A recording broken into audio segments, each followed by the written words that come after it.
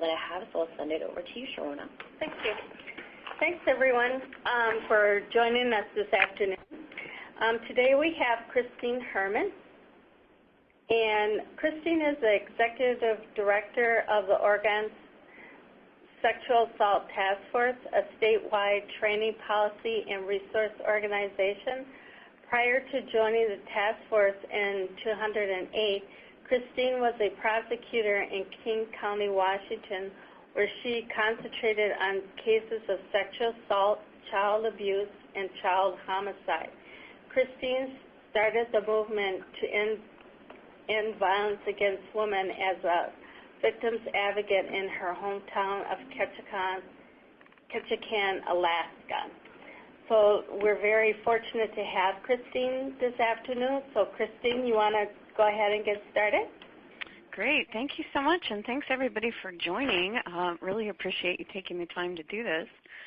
And learn a little bit about what we've been doing here in Oregon. So I'm just going to jump in. If you have any questions, just do the question thing with Carrie, and we'll take it from there. So anybody who's worked in sexual violence field of any sort for any length of time beyond about a minute has probably had to answer the question about what about all those false reports.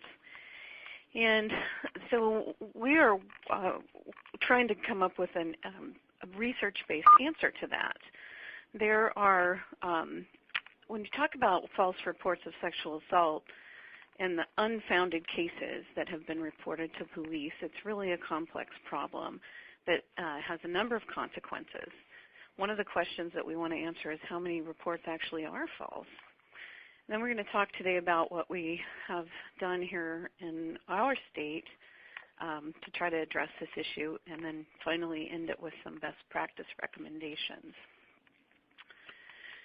So just as a little bit of a background, we know that false reports of rape have recently gotten some attention in the media. And so here are just a couple of the recent headlines that different police agencies have had to deal with. The New York City Police Department had to publicly apologize to a rape victim for downgrading her attack. And then there was quite a bit of work in the New Orleans Police Department to address issues of downgrading rape reports. This all led to Senator Earl Specter from Pennsylvania holding some Senate hearings on the mishandling of rape cases, and some of you may have seen those hearings. They were broadcast and very interesting. The problem of unfounded cases of rape can lead to situations where, for instance, Merv here runs into Sam. And, I apologize. I didn't have the right slide in front of me. But the sort of things that happen are that, like in New Orleans, where the Department of Justice Civil Rights Division had to come in and made some findings that were pretty hard on the New Orleans Police Department.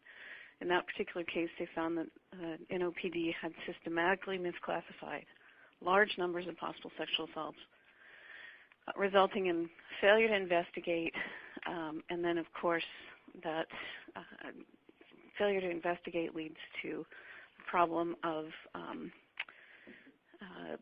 perpetrators not being held accountable and being able to continue to rape.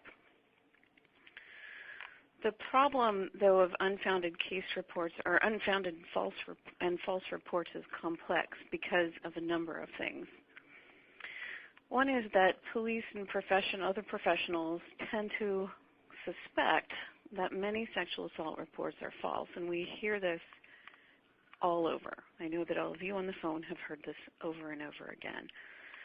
And that suspicion comes from a general suspicion in our society, and we certainly hear about cases of false reports or suspected false reports in the media all the time.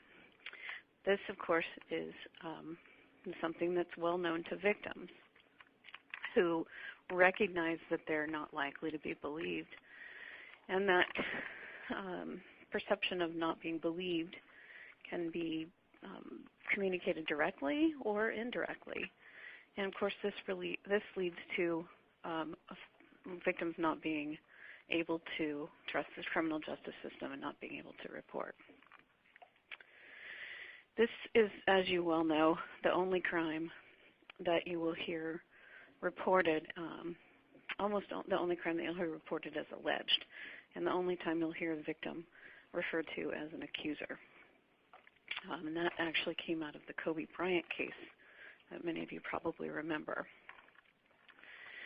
Sometimes this suspicion is triggered by red flags. And I have here a list of red flags. It's by no means complete, but sort of the things that tend to trigger suspicion in the person who hears the report, whether that be police officers or others. I would add, certainly to this list, at least another red flag would be if the victim had been previously victimized. The interesting thing about these red flags is that, well, they tend to trigger suspicion in us. They spark an emotional gut reaction, but the most important thing about them is they're really the realistic dynamics of sexual assault. If you were to describe this typical sexual assault that you come into contact with, it probably looks a lot like the list of red flags. There would at least be a number of these issues present in your case. And this really is the most obvious aspect of this complex problem.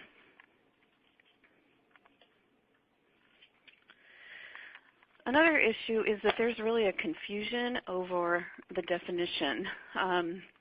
There are limited ways that police agencies can clear reports of sexual assault. They can be cleared by arrest, which is the obvious one when a person is physically arrested or a court has ordered his or her arrest.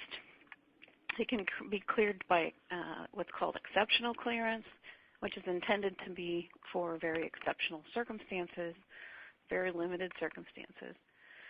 And the third way they can be cleared, at least for purposes of reporting to the FBI for standard nationwide reporting statistics, is by unfounded, finding that the case is unfounded.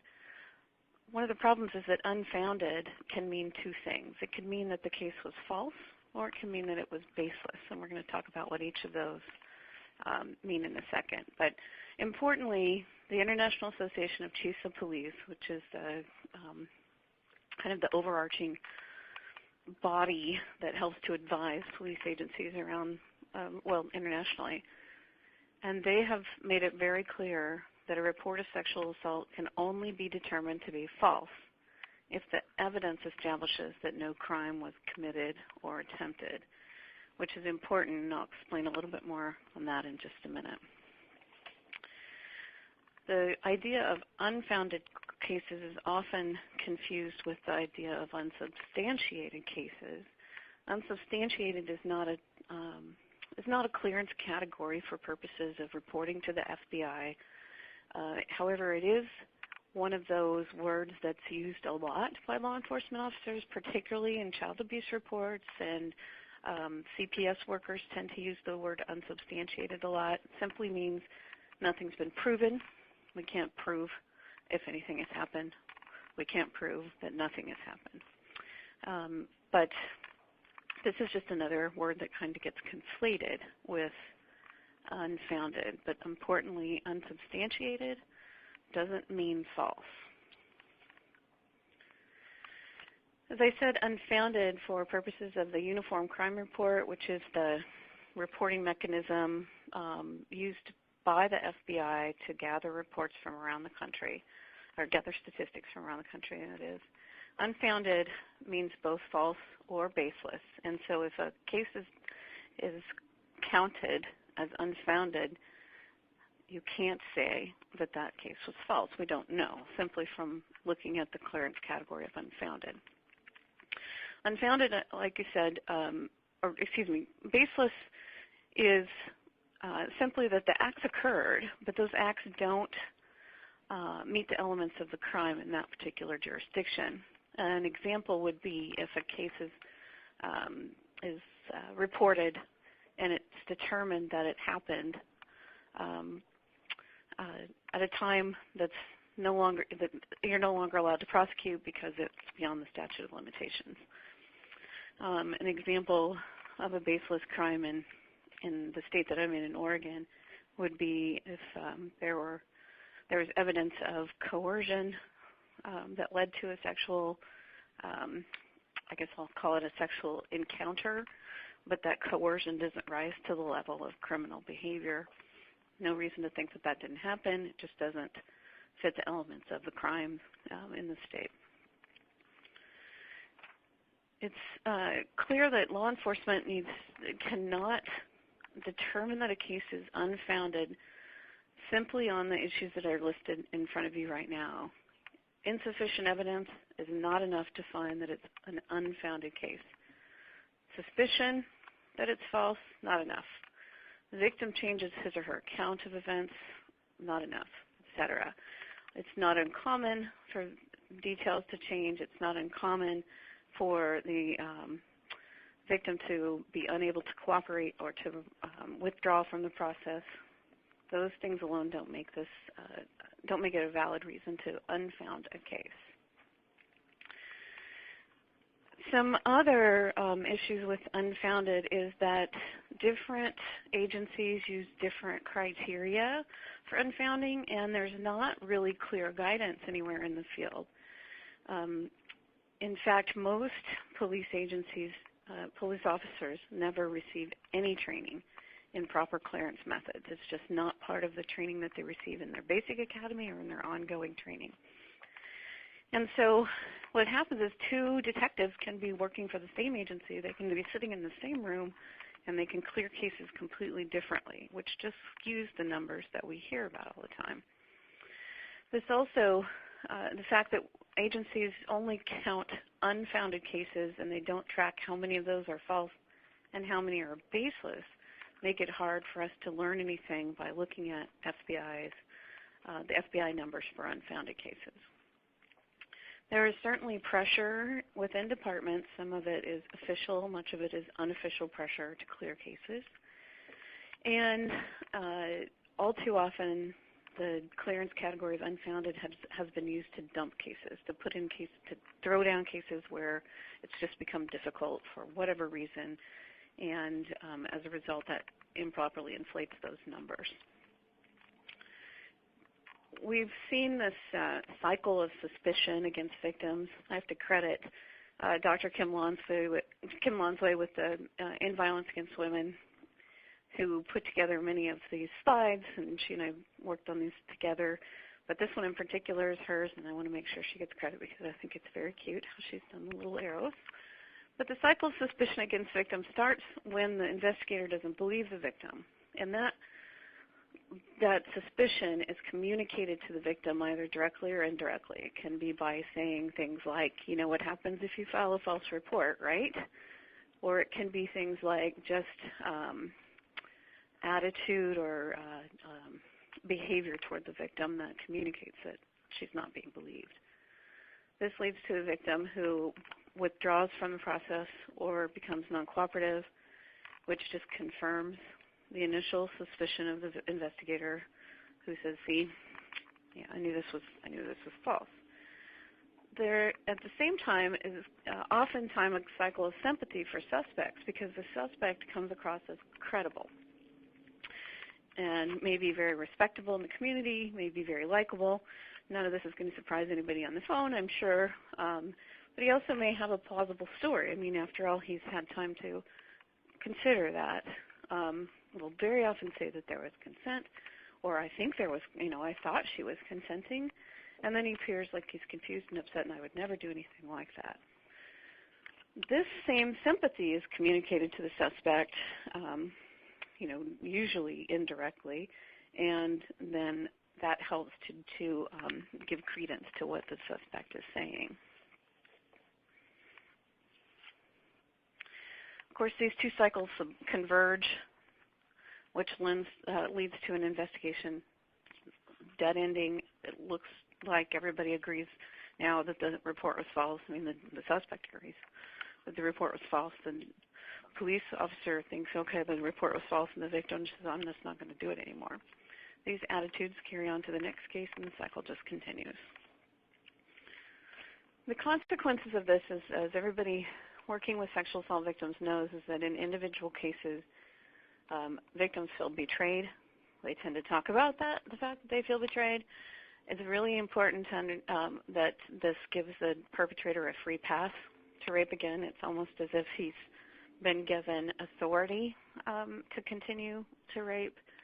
And if a case is cleared as unfounded false, it's very difficult, almost impossible to use it in any future case against the defendant, whereas if it were left open, which we'll talk about, it leaves some options open in case the defendant comes back and there's an opportunity to prosecute him using both the current case and old evidence. Of course, the bigger impact on the community is that this just continues to spread misinformation about the real dynamics of sexual assault.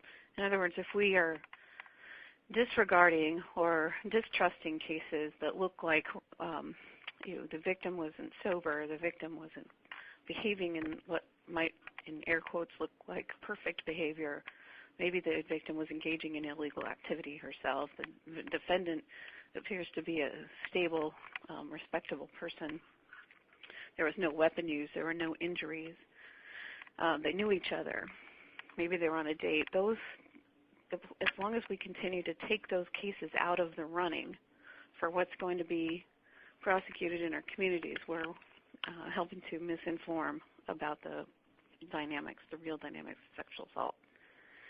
Of course, this leads to an attitude of why bother to report since nothing's going to happen.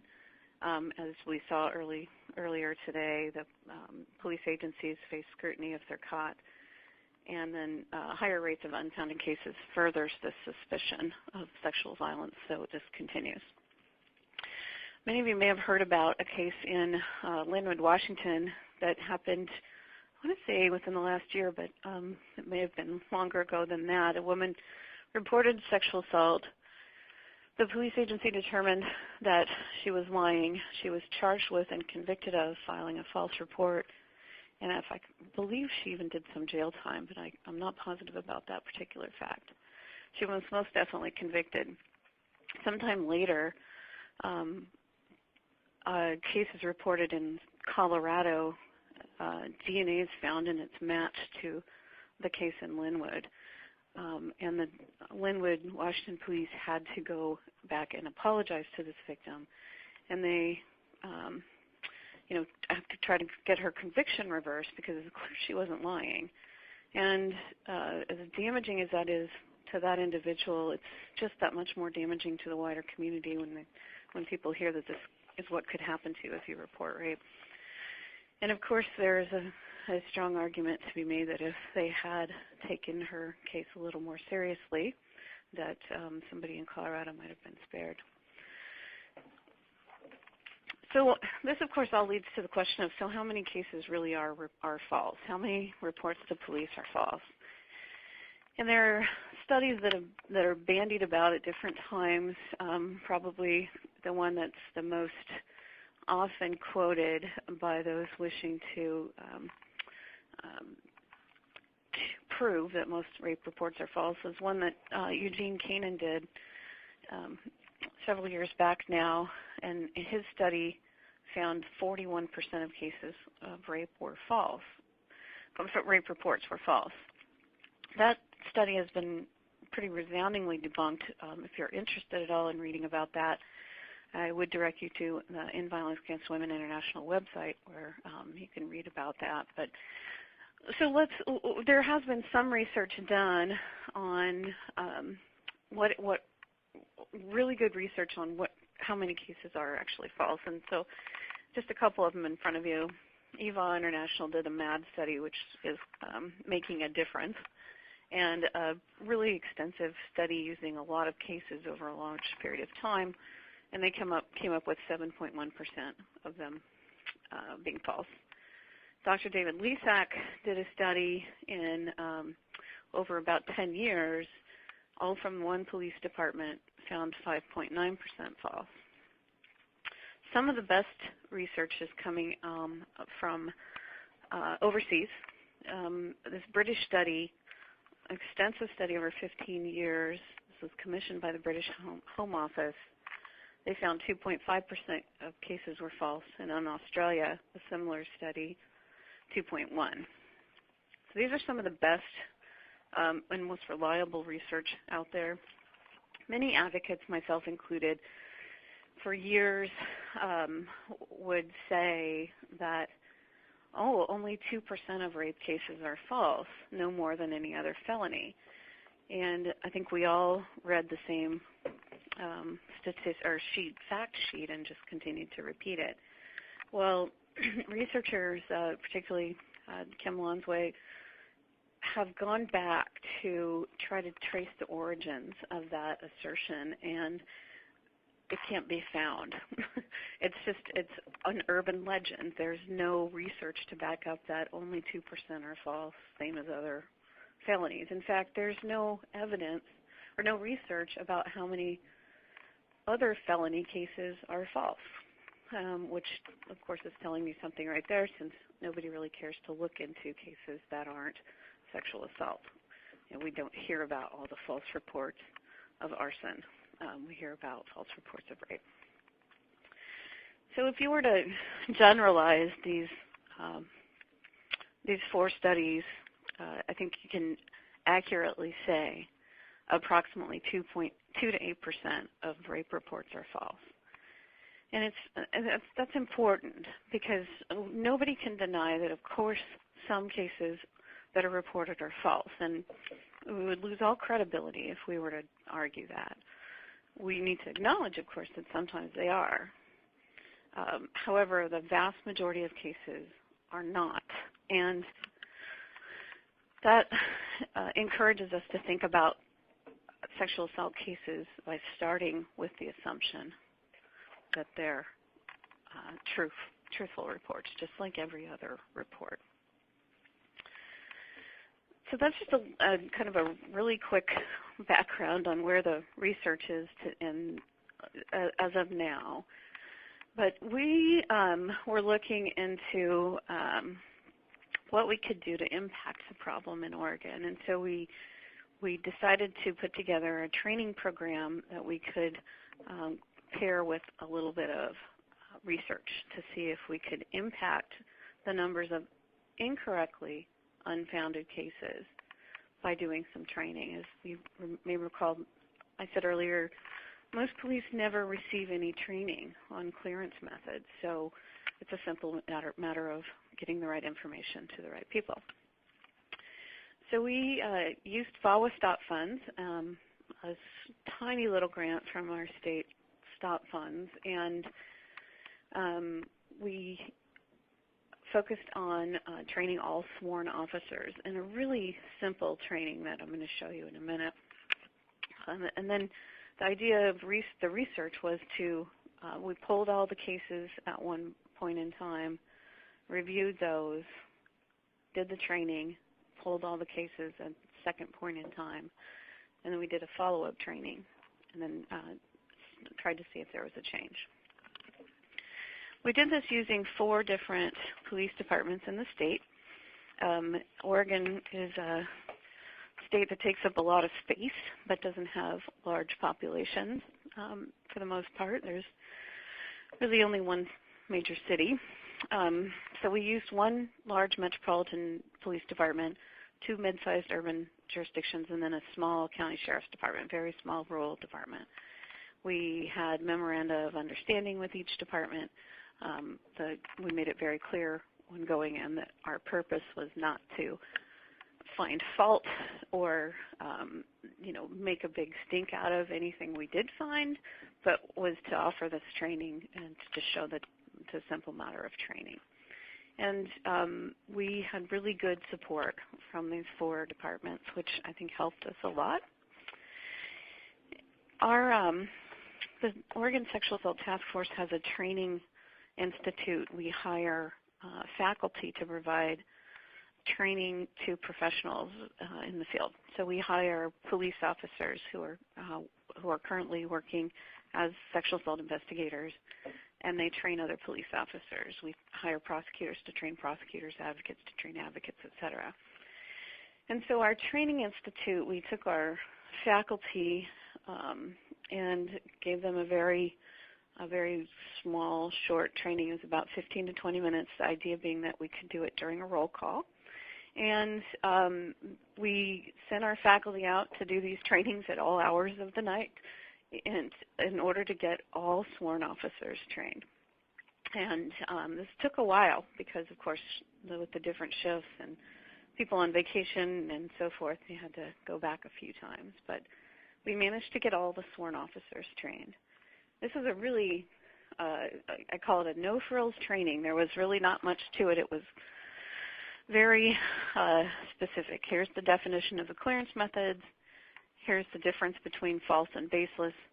And then in our initial training, we also use some example scenarios, have people kind of work through the questions of how they would clear them. We made a decision after the first training not to use those example scenarios because it's too hard to get enough facts into a little example to be able to make an informed decision. So, and I'll show you some examples of that in a minute.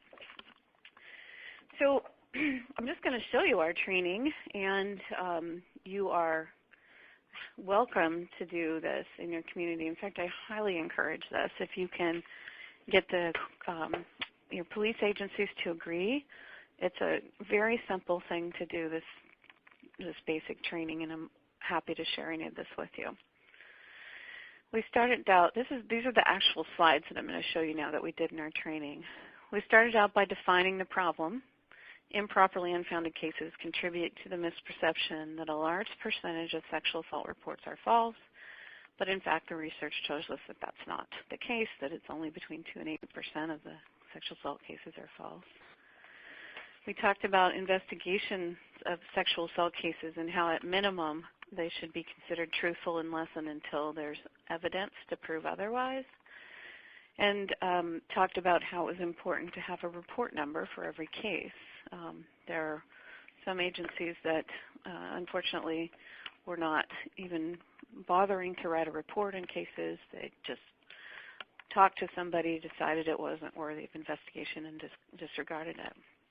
But we said that it should definitely be reported or documented in writing, and that every case should have its own report number. And then we talked about the different clearance options, and I sort of ran through these relatively quickly earlier in the webinar today, but we'd spend a little more time about that with the officers on these 3 different manners of case clearance. Like I said before, cleared by arrest is the easy one. That is when we know who did it, and he's either been arrested, physically arrested, or the court says arrest him. And that includes cases where the defendant is arrested and the case is referred to the prosecutor and the prosecutor declines to file charges. That's still cleared by arrest. From the perspective of the police agency, it's been solved and the bad guy was arrested. Cleared by exception, that clearance standard that should be really quite exceptional is meant for cases where the offender is known, but for whatever reason, he can't be arrested.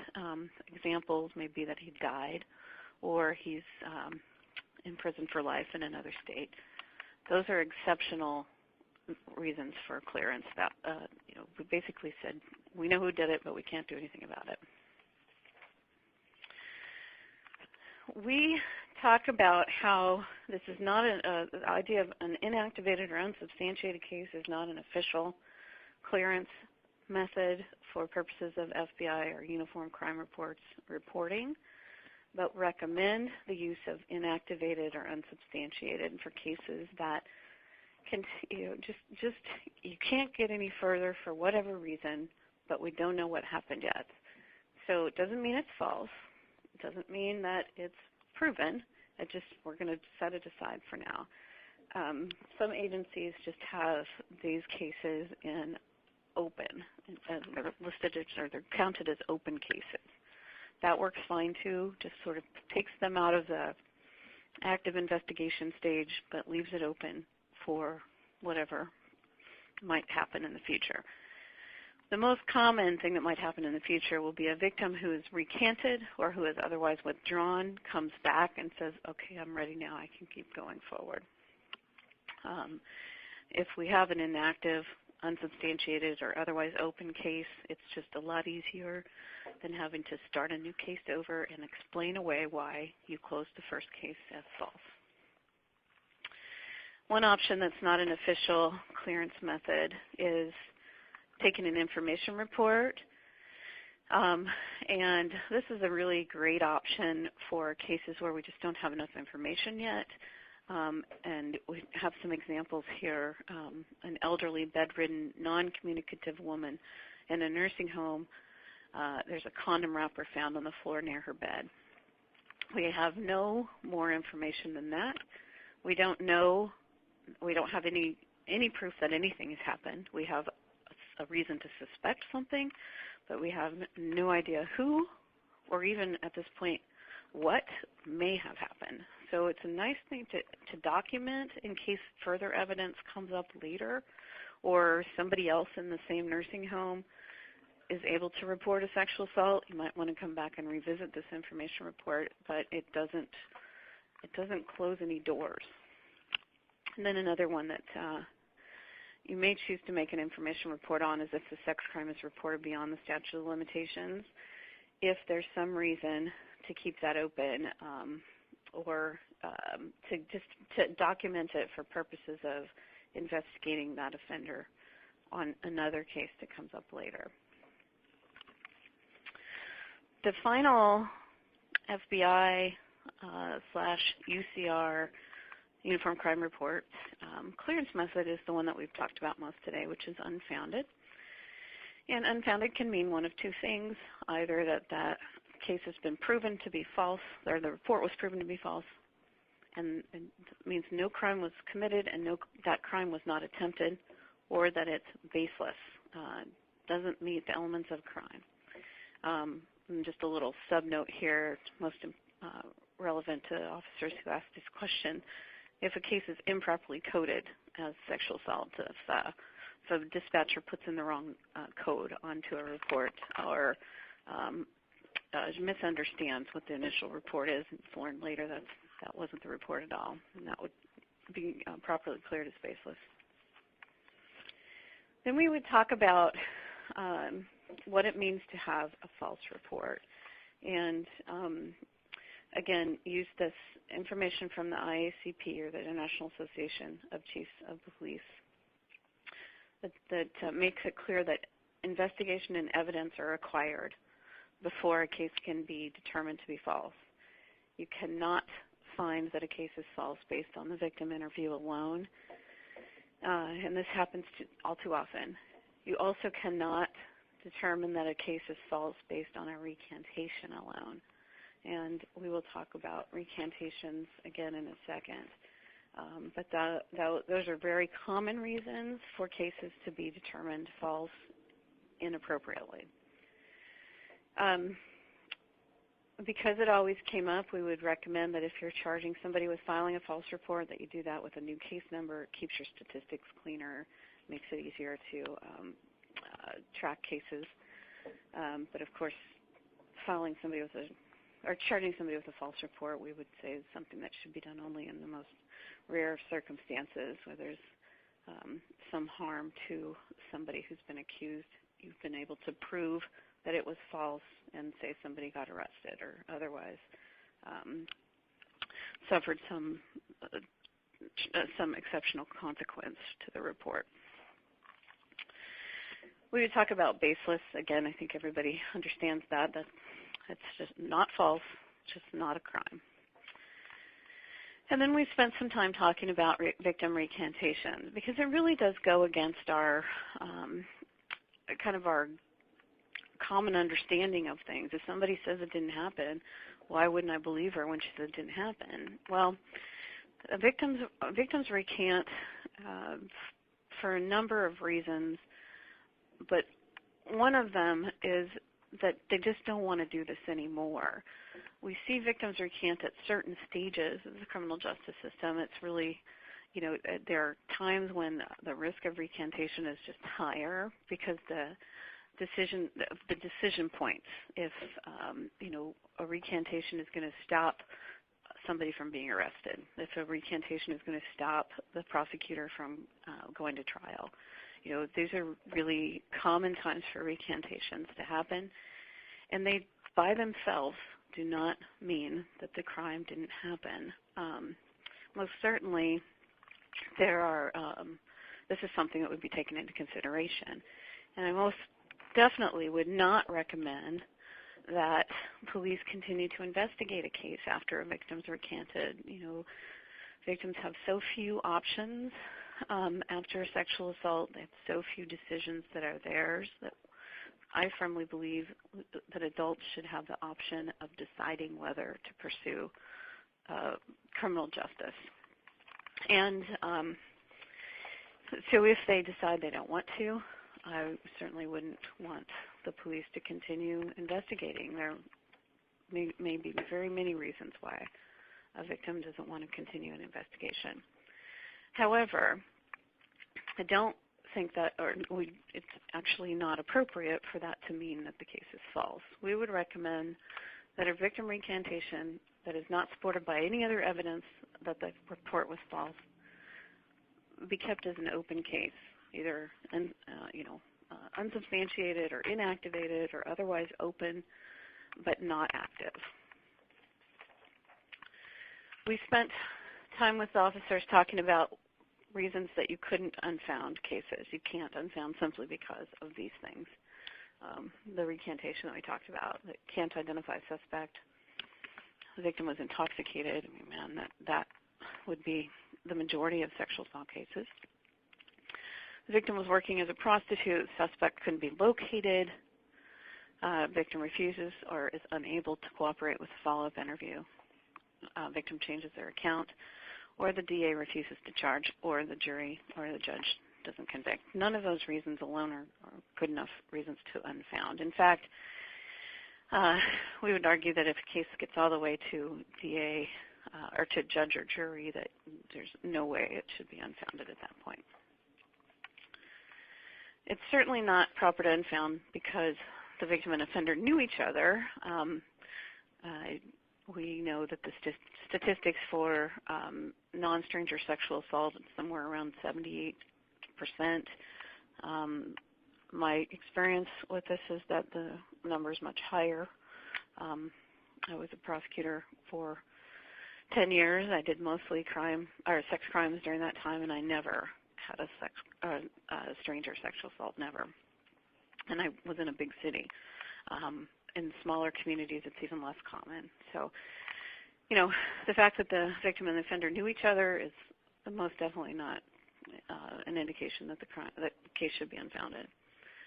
Any of these other issues that come about all the time, an important one, if the victim lies about collateral issues, this is also very common.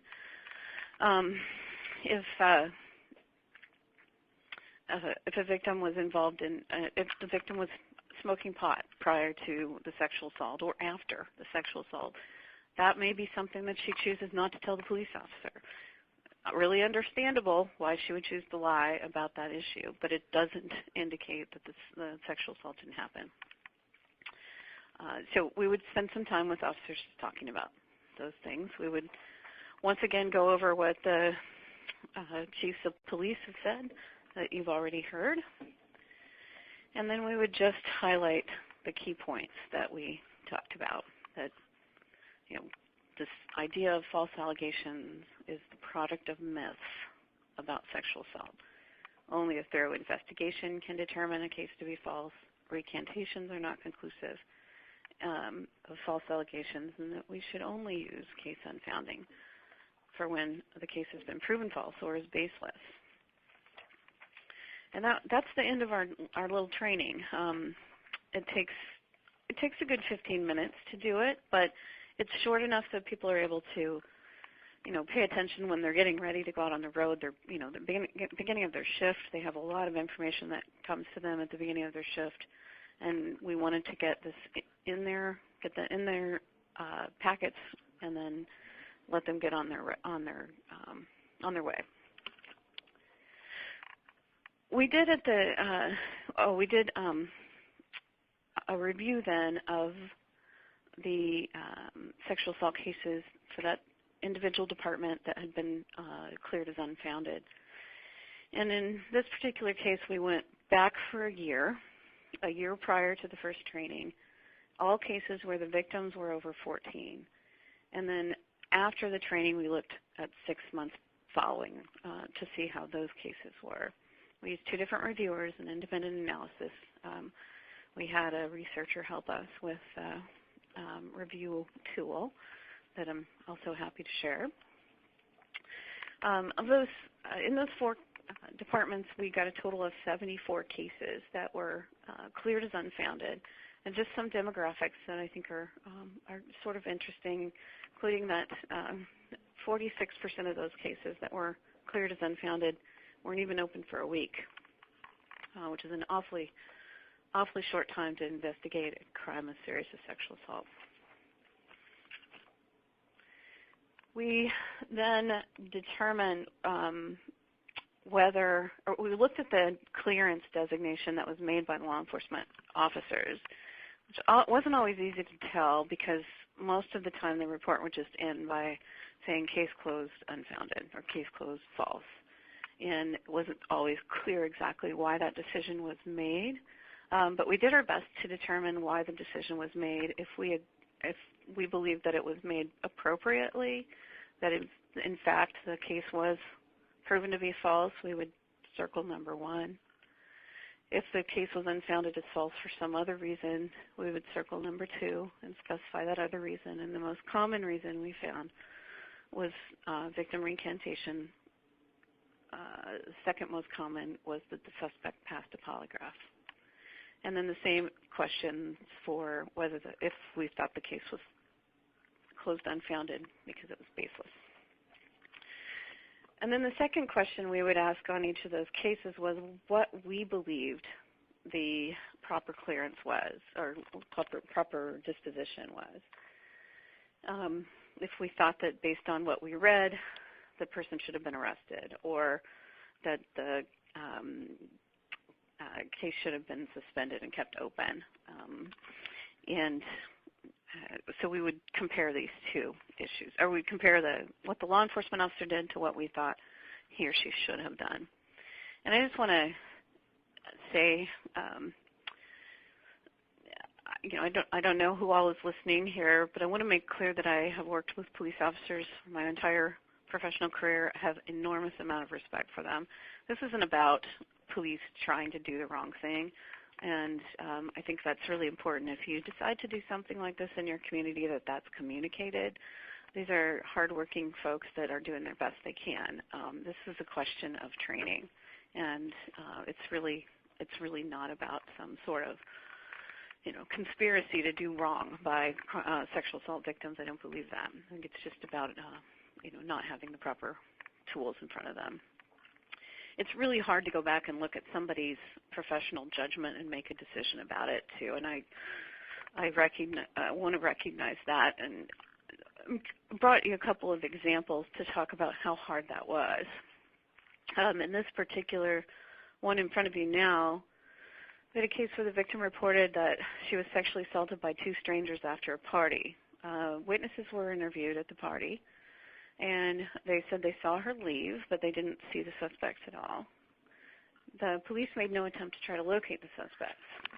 The victim said she was intoxicated at the time of the assault, and the officer cleared the case as unfounded false because she recanted after he warned her about the consequences of making a false report.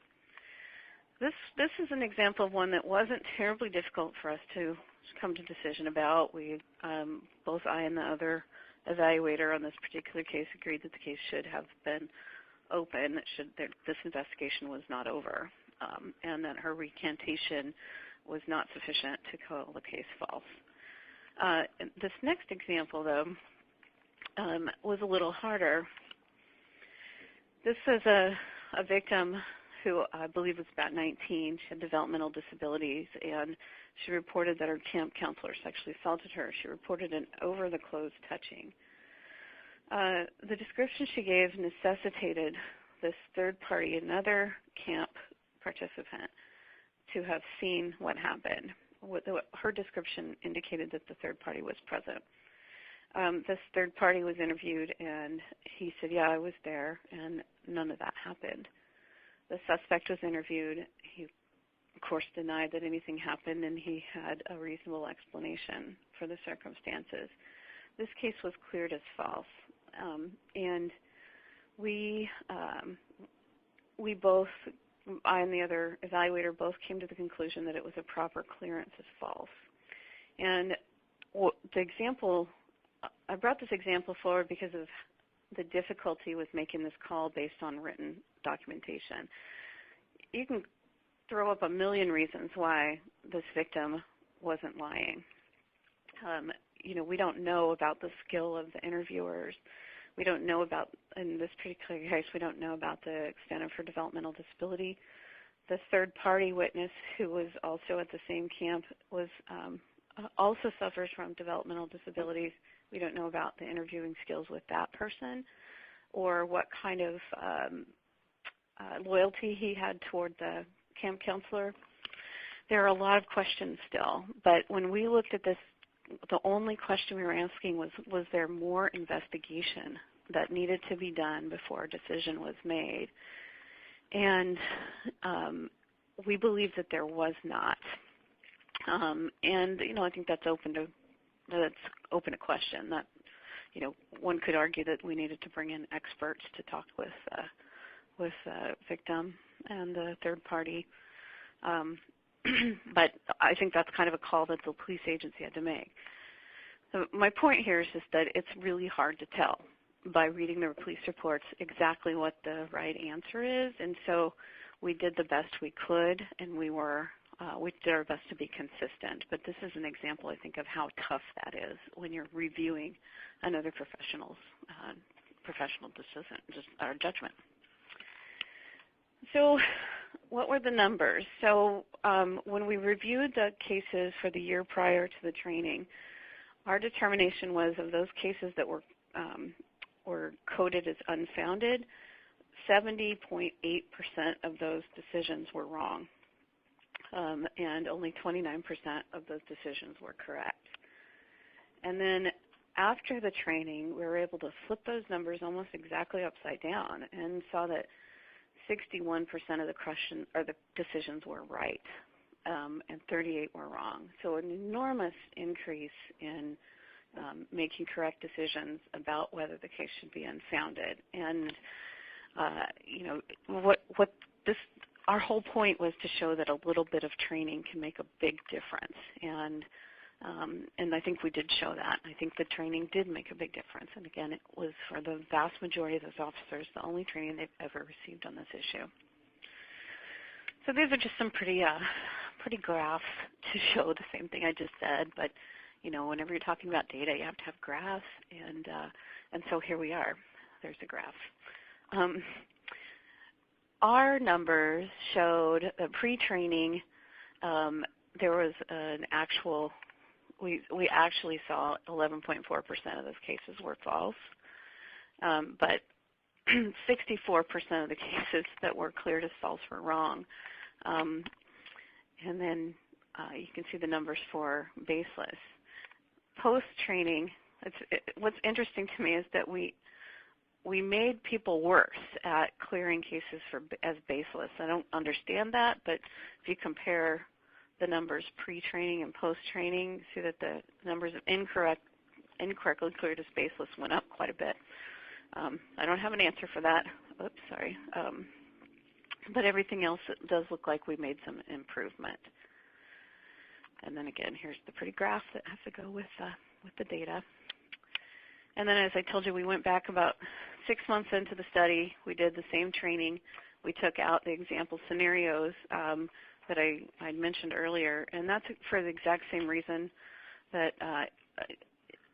the two examples that I gave you are hard to determine what to do with without more information. And so we found that if we did a little tiny paragraph-long example scenario, people wanted more information before making a decision, which is totally legitimate. We decided that having the examples didn't help at all. So if you end up doing a training like this, I strongly recommend against it, any examples.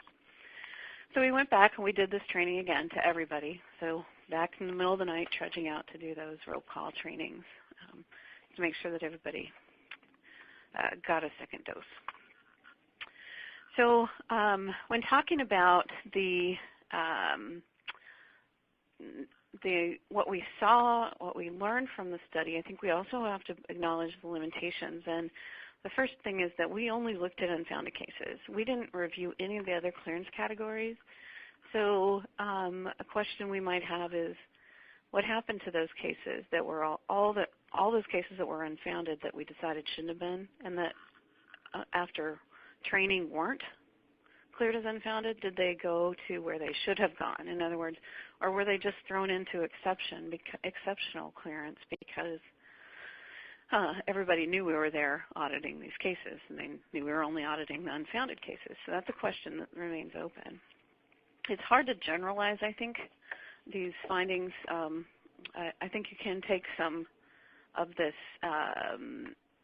information and assume that you can replicate the improvements at other agencies, but we do recognize that we were dealing with relatively small departments, and in one case in particular, a very small department, and they had very supportive leadership, and that makes, of course, a huge difference if the top brass are willing to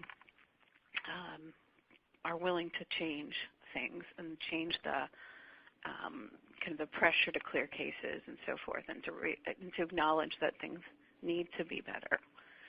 So that's something that we definitely recognize we were fortunate with.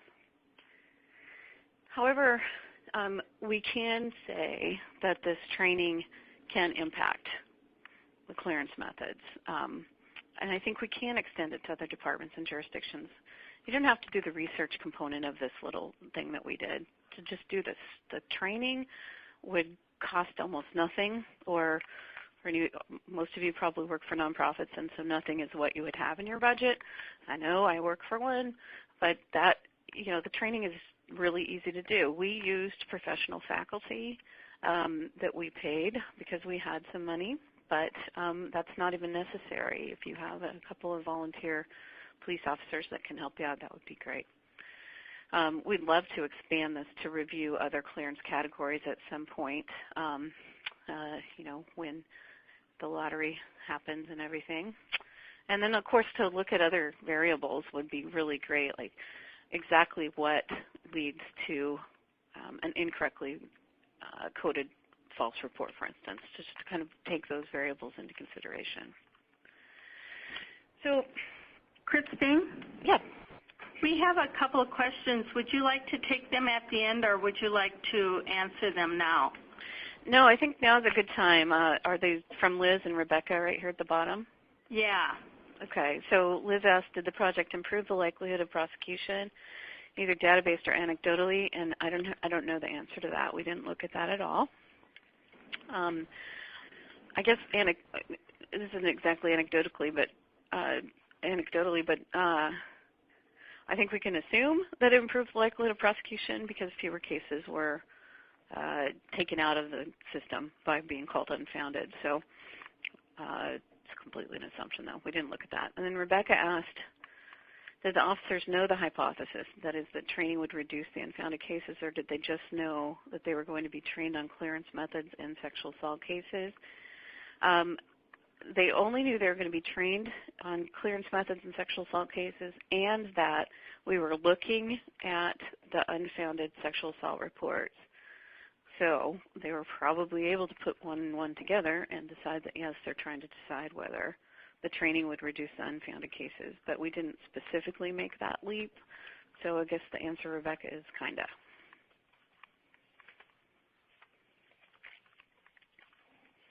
Okay. Feel free to ask more questions in the box there, and I'll keep going on talking about best practices. And these best practices are really meant for police agencies. So we would encourage you to share them with your partners if you aren't from a police agency. And I should also mention that these best practice recommendations were largely developed by Dr. Kim Lonzoy at End Violence Against Women and Sergeant Joanne Archambault, they've done a lot of work in this area. The first recommendation is that we train, which is essentially just what we've talked about. Teach about the definitions and train on what is and is not a false report, what is and is not an unfounded case, what does a recantation mean, etc. And then we also would encourage your Attorney General's office or another state leadership authority figure to put together a position paper to make it standard in your state, which is what we did here in Oregon, and our position paper is available on our website. We have one position paper that is for law enforcement, and then a position paper on the issue in general that's not necessarily for law enforcement.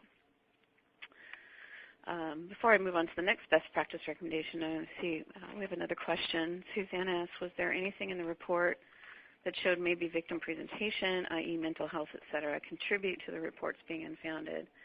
Heard the term no jury appeal and wondered if that was something you saw. Definitely, we saw that, and we were mostly able to just, we were mostly making assumptions about some things when we looked at reports. For instance, we're reading a report, we can see somebody has a mental health issue, a pretty perfunctory investigation leads to unfounded case. We can kind of make those assumptions, but we didn't review those particular variables, and that's exactly the kind of variable I'd really like to be able to go back and review for and take into account, but weren't able to do it in this particular little study. Our second best practice recommendation is that all sexual assault reports are documented with a written report, and we talked about that a little earlier, and investigated to the extent possible. You know, this really is the only crime, with a possible exception of domestic violence, where it's assumed that the victim is lying. It's assumed from the beginning that the case is false, and we really have seen an investigation that's backwards from how we investigate other criminal cases. This tradition of investigating the victim instead of the offender, and so we really try to talk about how important it is to investigate the offender. In fact, more important than investigating the offense is investigating the offender, because we know from research that this was almost never his first time. And so we recommend that you start out with a belief that it's true. In the way that you can do that in a professional manner, of course. Job of a police officer is to determine whether the report is true, but assume that it is until proven otherwise.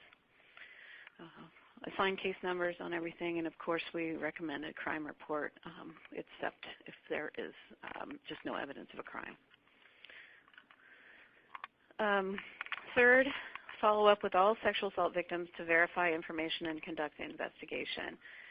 Really important to provide multiple opportunities to respond. Trauma has an enormous impact on folks, and police officers understand trauma. They just don't always understand that sexual assault victims have been victims of trauma. But learning about the impact of trauma isn't hard for cops. We talk to police about how, for instance, there is almost always a department policy that an officer who's involved in an officer-involved shooting will not be interviewed until 24 to 48 hours after the event.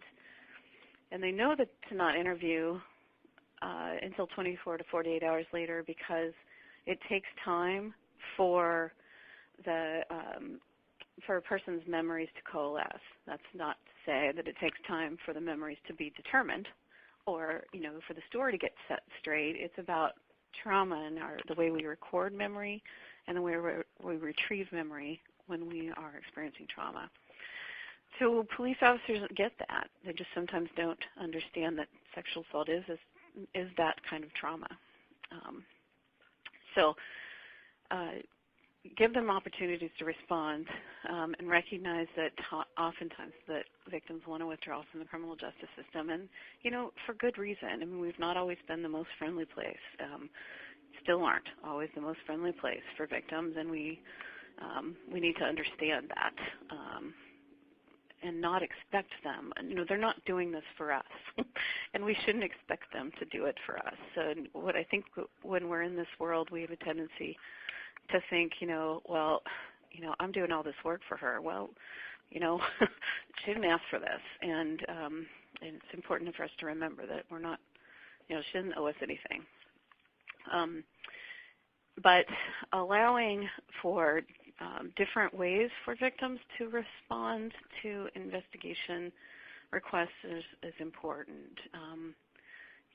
I hear the story about this case that was reported. The woman reported a sexual assault happened at a bus station, a bus shelter. The officer got in touch with her to do a follow-up interview, asked her to come in for the interview. She said she didn't have any transportation, and he suggested she take the bus. He didn't mean anything by that. He was just being a knucklehead. He wasn't thinking about what he was saying, and that was enough for her to just drop out. So it's about considering where the victim has come from. Whoops, I don't know why it just went forward. It's trying to tell me something. Number 4, you can't unfound based on the preliminary investigation or initial interview. In the same way that we would never say that, we know the defendant did it simply by interviewing the victim, we would never say we know that it didn't happen simply by interviewing the victim. That is just never enough to call it an investigation. And then, of course, that if it's inconclusive, that doesn't mean it's false. This number 5 really has to do with departmental atmosphere and the importance of reducing the pressure to clear cases. We can do that in different ways, by a formal review system or and also by informal culture. There's ways to structure rewards and recognition of merit through investigations instead of outcomes of cases. And then if you follow number 6, which is that supervisors review the disposition of all sexual assault cases, then you can get an idea of whether investigator A and investigator B, whether their case dispositions look about the same, and because really they should. But if investigator A is having 50% of cases where the victim is recanting, and investigator B only has 10% of the cases where the victim is recanting, then the supervisor needs to look a little bit further into what's going on. And that, that's why it's important to look at all the cases and compare them across the whole department. If there's insufficient evidence, we really hammer home the importance of clearing that case as open or insufficient or unsubstantiated, but not as false. And then, of course, while insufficient evidence or inactive, unsubstantiated, those are not UCR clearance categories. The UCR guidelines do say that, policies allow this. You can do this. It's okay with us. And then we talk, of course, we have to talk about the benefits of clearing with insufficient evidence or inactive or unsubstantiated, how that helps. Relieves the pressure to clear cases, decreases improper use of unfounding.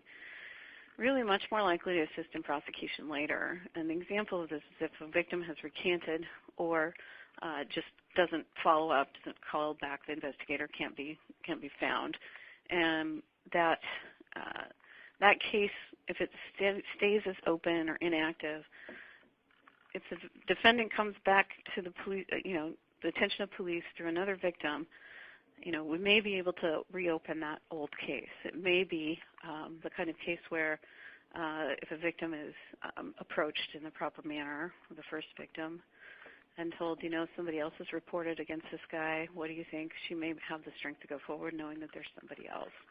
And that can be, of course, incredibly valuable in a prosecution.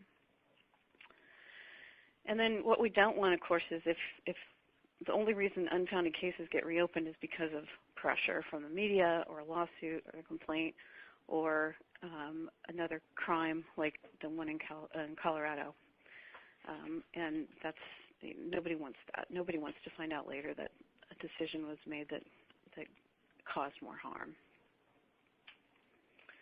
Number 8, improve the tracking system to track progress of sexual assault cases through the criminal justice system. This would be ideal if we could find out, here's when it was reported, here's when the victim was interviewed, here's when the victim recanted, to try to find out where the weak points are in the investigation. That would be fabulous. Number 9 was to improve the response with a team approach. We are big proponents of multidisciplinary practice. Remembering that prosecution is not the only indicator of success, and that's really, really important. A prosecution or conviction, those things are not the only way to determine success. Success can be when the victim feels that she was respected and treated with dignity throughout the process. Multidisciplinary outreach for victims whose cases are not likely to be prosecuted, of course, is huge, and that's the vast majority of victims of sexual assault. Their cases are not likely to be prosecuted, so we need others. We need more than just law enforcement, of course. And then it's particularly critical in cases of repeated victimization. There's just so many cases that we have all seen or heard about of people kind of falling through the cracks because there's just, there's not services in place, there's not referrals being made, and people are not getting what they need to be able to move to the next step. We recommend a multidisciplinary review for unfounded cases, and this is a touchy topic, but if you have a sexual assault response team in your community, the idea of reviewing unfounded cases is one that that's someplace that it could be good. It could be good to look at them with a new eye, and as long as everybody at the table is willing to approach the case review in a professional manner and understanding limits of confidentiality and so forth, which is a whole other topic. But when reviewing cases, we also don't want to just focus on those that were cleared improperly, but also those that were cleared properly and cases that were successful, however that's defined. So what worked, and how can we make sure that this continues? It's always, of course, best to address issues proactively, not after the crisis happens. Again, cross-training between and among professionals is important. Another reason that a sexual assault response team can be so valuable. And then a sexual assault response team or multidisciplinary coordinated response also helps facilitate this investment in relationships, and you get to trust your colleagues. You understand their roles and limitations and respect their roles and limitations.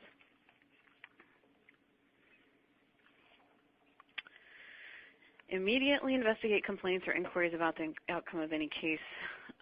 That's kind of a duh, I guess, but isn't always done. And then develop clear protocols for communicating case disposition to victims. So often victims don't find out what happened with their cases, and best practice would be an advocate is engaged immediately, as close to immediately as possible, so that advocate can continue communicating with the victim and provide the necessary support throughout the process. And then finally, this is always true. It's important to take care of yourself, but it's a particularly important point to make with police officers who, don't necessarily all think that they need to do this. But, we all work in worlds that are difficult, and we have to recognize that that takes a toll on us, identify when we're getting close to burnout, and then figure out ways to deal with it that are healthy. More information is available here. I include Kim Lonsway from EVA, and thank you for early giving us the site to the Start by Believing campaign, which is a campaign from In Violence Against Women International Organization, and it is exactly what it sounds like. Start by believing. We need to start receiving these cases with the same presumption of goodwill and good intent that we do with any other report of crime. We never, well, almost never hear about a robbery and go, really? I don't know. I mean, why is he making that up? Why would he be saying that? We don't think about things like that. It's only with sexual assault. So the Start by Believing campaign is an effort to try to get us to do that. So thanks for that tip, Arlene. And that's all I had for slides, so I'm happy to take any questions since we have a few minutes left.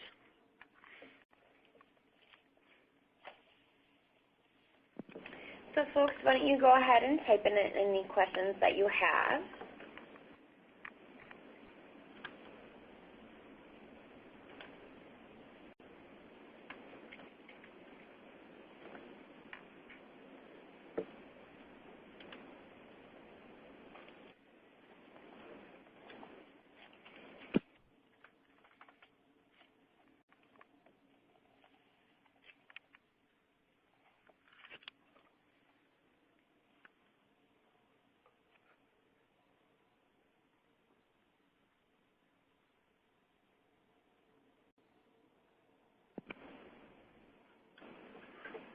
Okay, here we go.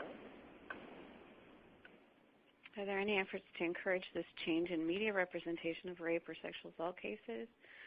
Wow, yeah, that's a big one. I think that there are many different efforts, and something that we all have to do is try to change the conversation, because the media has enormous ability to influence society, and the more we do to redirect the conversation and to redefine the questions, I think the better. But as far as larger efforts, I'm sure there are many, but I don't know exactly what I would point to.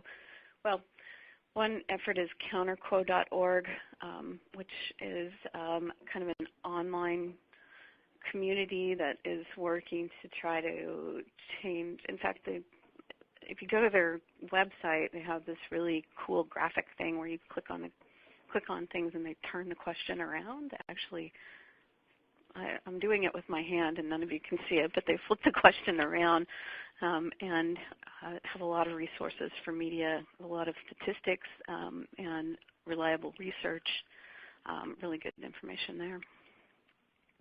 What was the name of that website again? Counterquo.org. Okay, thank you. John says the media is what drives the negative instead of the positive and bring true awareness. The media believes that if it isn't newsworthy or it isn't negative, they seem to represent only one side. Why is this? I don't know, John. I don't know the answer to that. I wish that we saw more positive and truthful reporting, and hopefully with efforts we can do that. My answer is good. Thank you. I love it if I get praised for saying I don't know something. I'm going to be really popular with you, John. Would you recommend doing a countywide presentation for law enforcement regarding this topic? We have difficulty in getting all the departments on board. I totally get that. And I'd say that anything you can get, do it. I do think that if this is approached as, we're offering a service and this isn't about, we're trying to tell you how to do your job, I think that you get a much more willing audience. Thanks, John.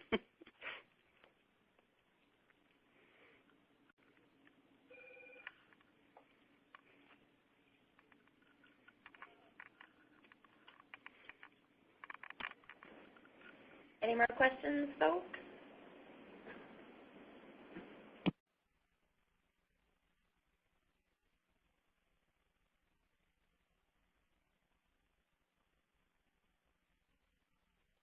How did you get buy-in from the PDs? That's a really good question, Liz. And I have to say that it's been a long time effort here in Oregon. I've been here for 4 years, so it's I can't take any credit for it, but the effort to get leadership from all different agencies and all different professions involved in this has been it's been a big one. But it started with leadership from the top, and our Attorney General started my organization in 1999, and he did that after a number of advocates approached him and said, we need to do something about the way Oregon is dealing with sexual assault. And he was willing to lead the effort, and I think having his, his office and his authority behind it really helped with the criminal justice partners in particular.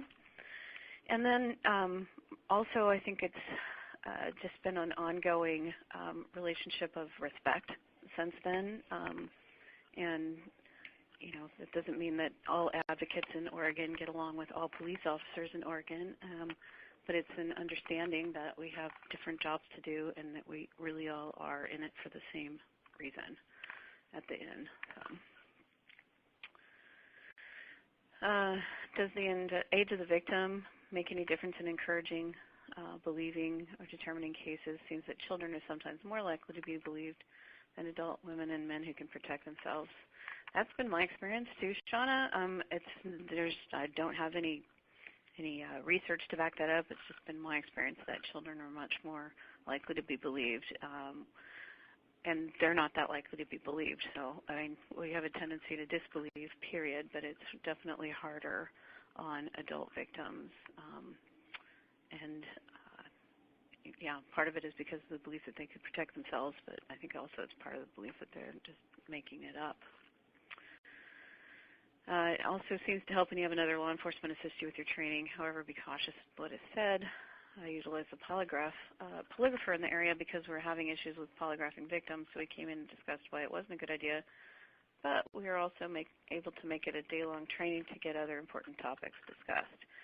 That was from Amanda, and that's why we hire police officers to train police officers. It really is important. Just like advocates don't want to be told how to do their job by lawyers, we need to recognize that we all learn better from people that are already doing the same work as us.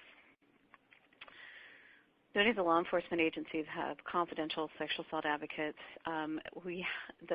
One of the 4 agencies that we worked with has on-staff domestic violence advocates, but not sexual assault advocates. And so the different departments deal with different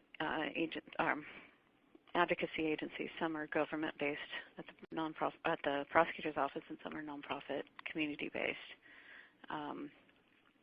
And Oregon doesn't have advocate privilege, so even the community-based advocates don't have that. So there's no confidential sexual assault advocate at all in Oregon, but we are working on that.